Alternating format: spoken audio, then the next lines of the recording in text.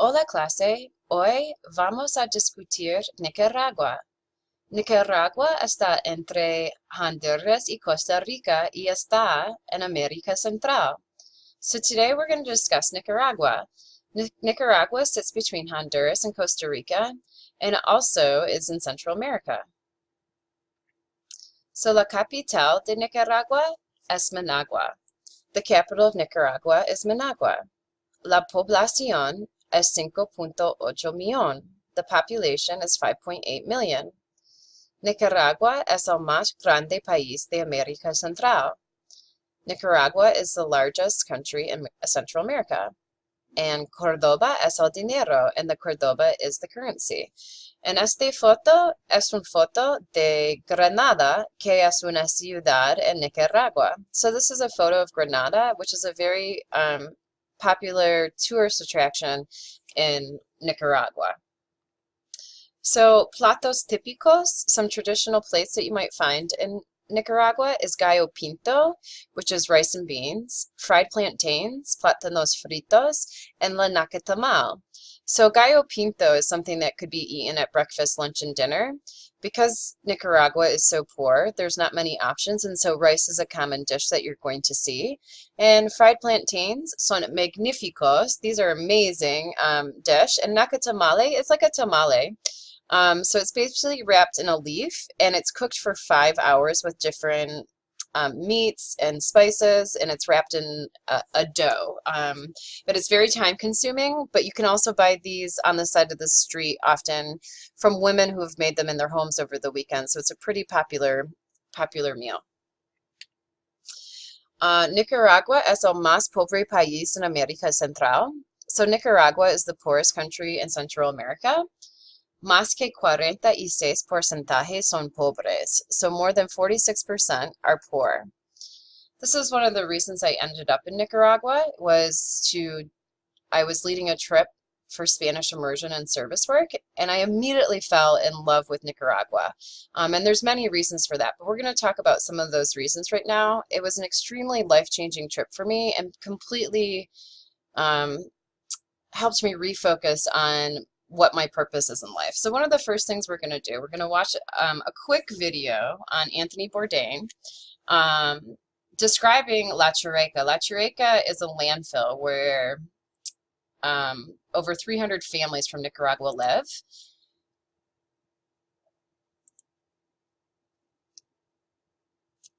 So in this part of the video, Anthony Bourdain goes into La Chureca, and so you're going to be able to actually see live footage of it, which is really hard to get. Most of the times the government doesn't allow any videotaping or cameras into La Chureca.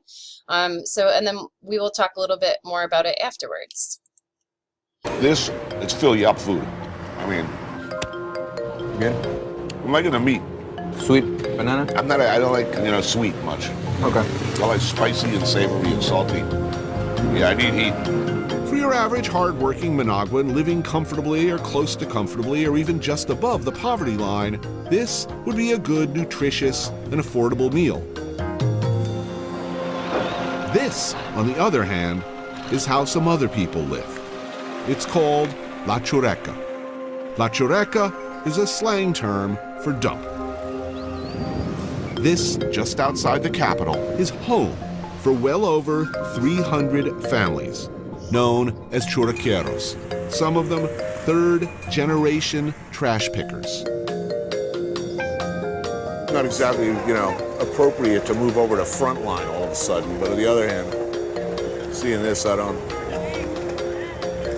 just not feeling so good about doing another scene where I shove food in my face.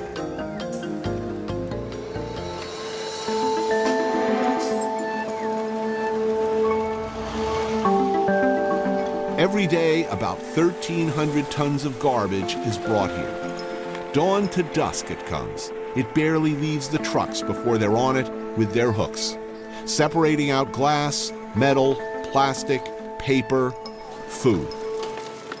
Well, I'm totally depressed. The churequeros pick through medical waste and every kind of horrifying filth in the hope of getting maybe $1's worth of recyclables a day. President Daniel Ortega socialist hero now has personal wealth estimated at $400 million. This is how they recycle in the workers' paradise.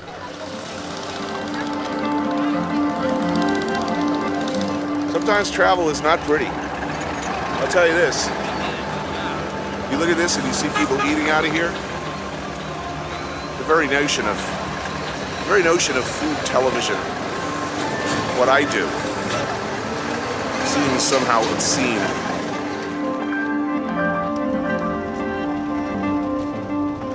I hate to see these kids here.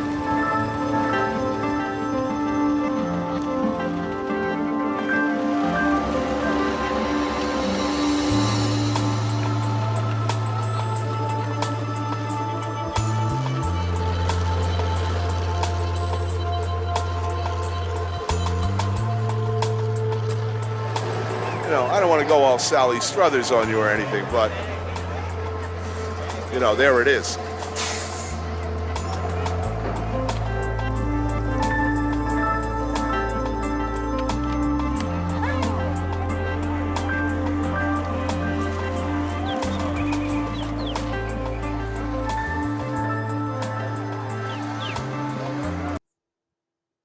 So you just saw live footage of La Chureca.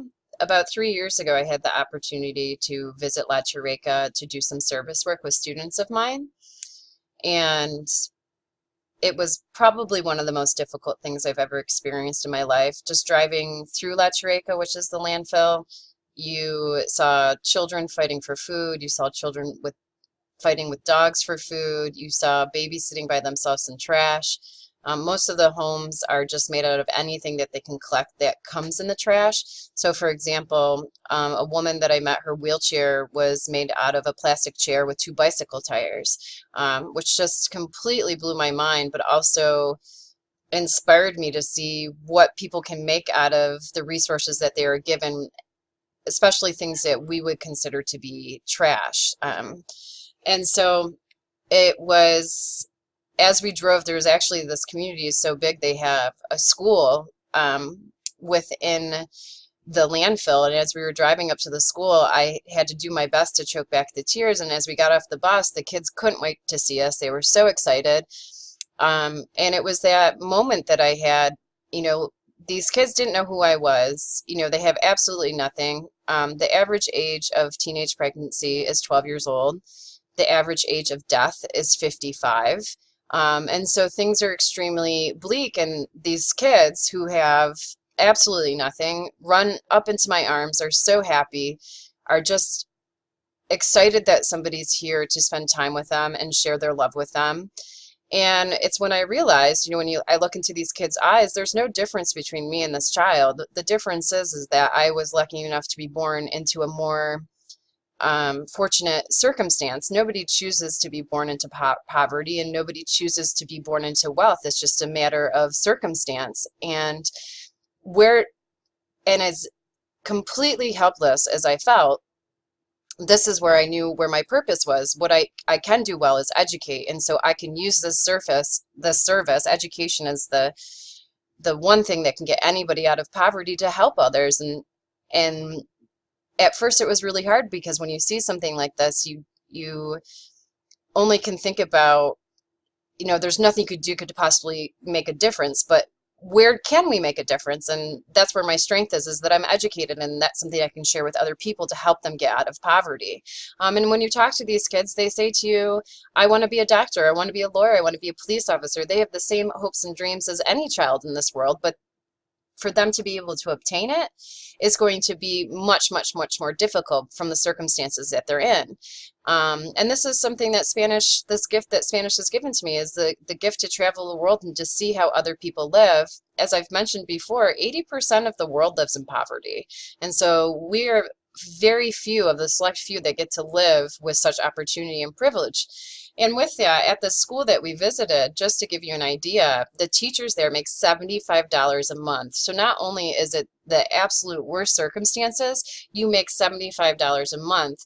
And so these are the people who inspire me, who are trying against all odds to make a difference in somebody else's life. And so with that being said, I think even though travel can be extremely difficult at times, it also helps you find your purpose.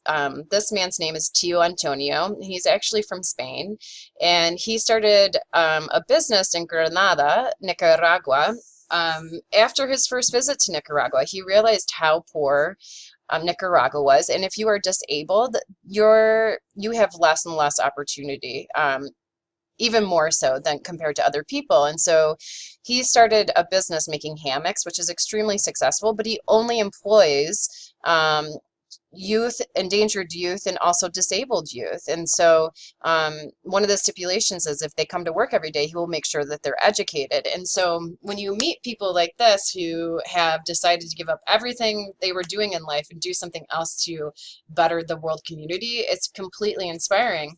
One of the other things that he does, which I found to be amazing, because Nicaragua is such a tough place to live poverty-wise as is. So imagine being blind, imagine being deaf, imagine not having any of these opportunities. So he created this cafe, La Café Sonrisa, and this cafe lets anyone come and work to get food or coffee. All the waiters are deaf and mute, and there's a simple system put in place for ordering.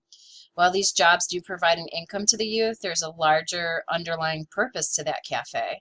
The cafe is an opportunity to educate the general public and break down misconceptions that they might have the capability of these youth. The idea is that the youth will get their career started here, but Tio Antonio's will help them to continue to advance professionally by placing them in better jobs at other companies whose owners may frequent the cafe. So these owners are now accustomed to communicating with them and understand that their disability is not a hindrance to their work ethic or dedication. So the idea is simple. Humans are humans, and when you interact daily with individuals who you may have misconceptions about, you cannot deny their humanity and their potential. And that is so extremely powerful, regardless of what somebody's social or economic situation is. We cannot deny somebody their humanity and their potential. And so that to me is extremely empowering. So I spent about 2 weeks in Nicaragua with students. And what I found to be incredible is that many of these kids had absolutely nothing, and they're so happy. I can honestly say for the average American that I meet, many might have a negative viewpoint of their life in general, and when you go see someone that has absolutely nothing, and then you come back to the United States and see people complaining about menial things, it can really, challenge you as a person.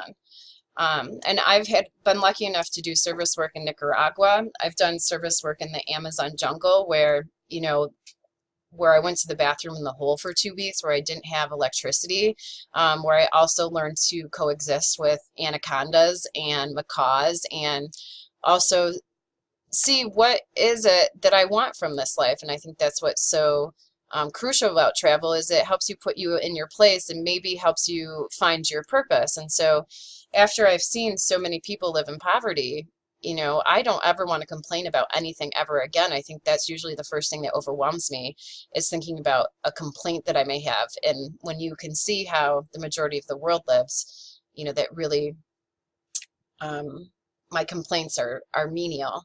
One of the last projects that I just recently worked on was in Juarez, which is in Mexico. I worked at an orphanage for 72 children, and I taught English lessons for 2 weeks, so I volunteered my services. And I think that was what's so incredible too. Many of these kids have lost their parents in drug wars, and they are so eager to be educated. They cannot wait to learn, and they can't wait to show you how much they've learned. And I've taught on many different levels. I've taught at middle school, high school, and college, and I would love for my students to understand how precious education is. I think when you take it for granted, you don't realize how powerful it is. And so these kids cannot wait to have this opportunity. Whereas, when I taught at middle school, kids would tell me to be quiet. They would break their pencils. If I give a pencil to one of these kids, they treat it as a piece of gold because it's so valuable to them. And so for me, it gives me this broader perspective when I come back and how I can make a general impact on this world. And I love that Spanish is giving me this gift, and I hope that it is something that I continue to do for the rest of my life, because every single time it humbles me and also makes me extremely grateful for all the opportunities that I've had in the United States. But what opportunities are we not taking advantage of? And what is it could I be doing better to make this world a place where everybody can find success? So one of the last things I'm going to leave you with, well, these are just some more, actually before that, these are some more pictures. I guess now one of my greatest passions is sharing this with my students. The last couple of years, I've taken students to Peru, where we go into villages that don't have access to healthcare or education, and we do health campaigns. And for me to be able to share something that I'm so passionate about with my students, and then see my students take this and go on a new path in life and find a purpose of happiness and value, is probably the most rewarding thing as an educator. So the last thing I'm going to show you is something that really, really inspires me every single time I see this, because it's about what you do with something. It's not about where you come from, but what can you make from something. So vamos a ver.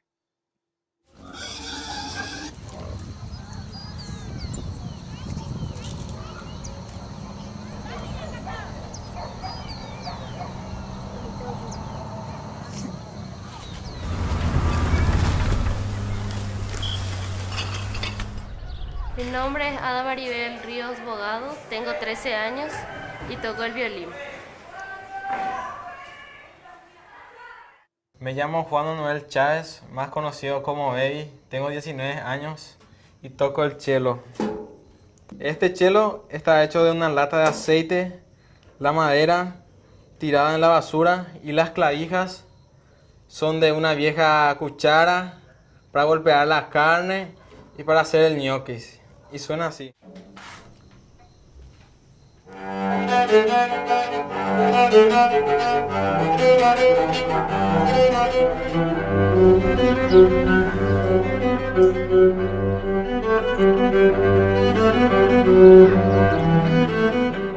Una comunidad como Cateura no es un lugar para tener un violín.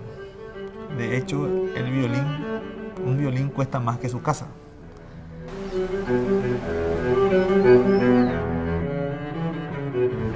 En ese grupo acá mismo encontramos el colado de violín y de ese empezamos los instrumentos reciclados.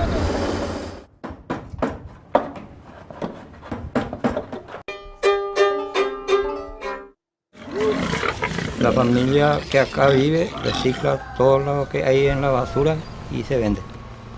No pensaba antes que yo voy a hacer ese instrumento. Y me siento demasiado feliz cuando estoy viendo a un niño que está tocando un violín reciclado. Cuando ya escucho el sonido del violín siento como mariposas en el estómago, así una sensación que no sé cómo voy a explicar.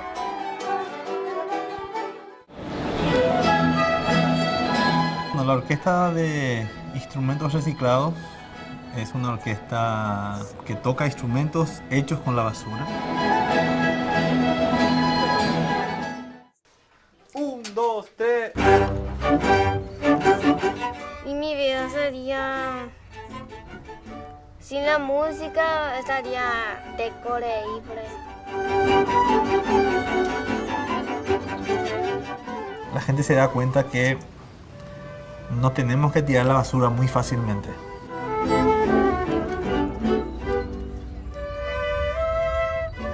Y no tenemos que desechar a las personas muy fácilmente.